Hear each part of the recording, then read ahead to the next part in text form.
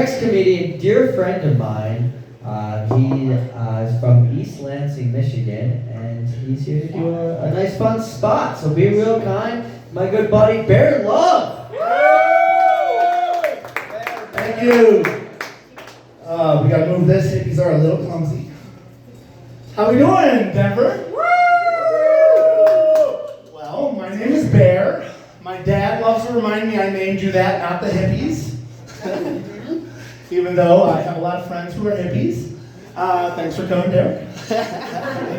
You're holding us down, the representation at this wine bar looking place. They wouldn't have let us in if we weren't performing. But my name is Bear, and I come from a different time. I look young, but I've had a beeper in my life. There are beepers.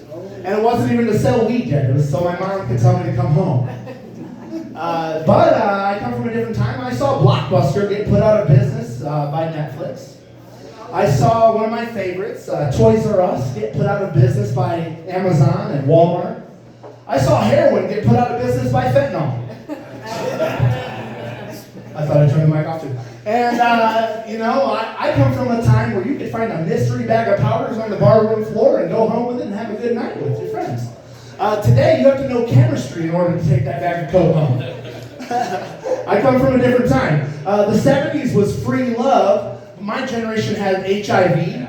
So we didn't have free love, but we had mystery bag of powders is okay. So, and here in Colorado, I feel safe because you guys legalized pot. Kind of put me out of a job, though. Nobody tells you what happened to the weed man, the one that made it out. He delivers pizza now. DoorDash. And these people with the snowboard racks on the top of the car looking like police, they're slowing down your food. I'm sorry. It's not my fault. But like I said, my friend, his parents are hippies. And growing old is confusing enough. But when your parents are hippies, how would you go through that rebellious phase? Get a job? Go to school? Vote for a felon? There's many ways. Like, not a lot of hippies have kids, but I guess they did some good things for society. They invented the word grounded. Take away the TV, take away the phone, get grounded. Before that, I guess we just beat our kids. I think I'm still grounded, technically. But in my friend's family, spooning means laying with your lover. In my family, spooning means getting hit with a wooden spoon when you try and taste the gravy.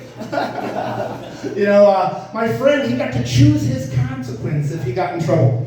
I got to choose the stick off a tree my grandma would swap me with. Difference is if you were raised by hippies. But I took my friends to Burning Man, and their actual names are Blu-ray and Soulmar. And I'm going by Bear Love, and they're like, what's our Burning Man name? What's our Burning Man name? And they realized that their parents who are hippies already gave them Burning Man names.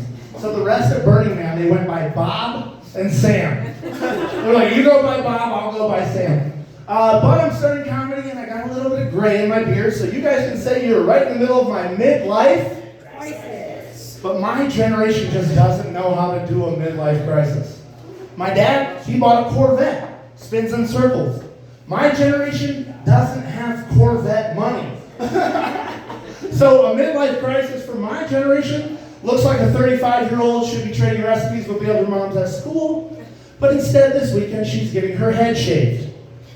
Britney Spears? Where's that? That's a midlife crisis for my generation. It's common. It's happening right now. And I'm not picking on the single girls. The guys, we're doing it too. He should have joined the military 25 years ago, but instead he's been working at a factory with his dad. And you'll find him this weekend at Bass Pro Shop, looking for night vision goggles to hunt a deer. If you need night vision goggles to hunt a deer, you're not the warrior we need, Tanner.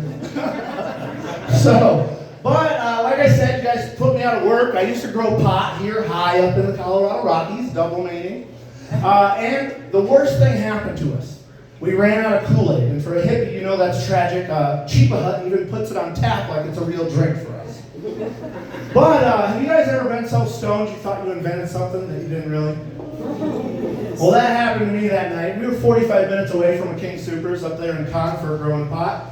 And we're out of Kool-Aid, but my girlfriend shops at Costco, so we've got a bunch of sugar, and we've got water, And I look up in the cabinet, and I see all these hippies has brought some tea up to my house. And I'm of Scottish descent. We were part of the Revolutionary War, so we don't drink British tea. But I made an exception, and I made some sugar water tea, and I'm giving it to my friends all week. My girlfriend didn't call me out. You know, I'm like, you want another batch of sugar water tea, honey? And my friends came up. I was like, you want another batch of sugar water tea? They probably thought it was weed in there, knowing me. But it was just celestial seasons, sleepy time. So, but your family will keep you in check. My family came from Texas. They were like, this is really good, Bear. And I'm telling you, I want to open up a stand at Red Rocks, you know, and sell the different flavors. It's better than the artificial flavors in Kool-Aid, you know. And so I'm like, you know, everybody can get their different flavors. He goes, this is delicious, Bear, but you did not invent sweet tea. Okay, you guys ready for the next comic? Let's give it up. Let's give it up for Tapville for having us out here. Let's play that. All right, chat. Bear love. Keep it alive.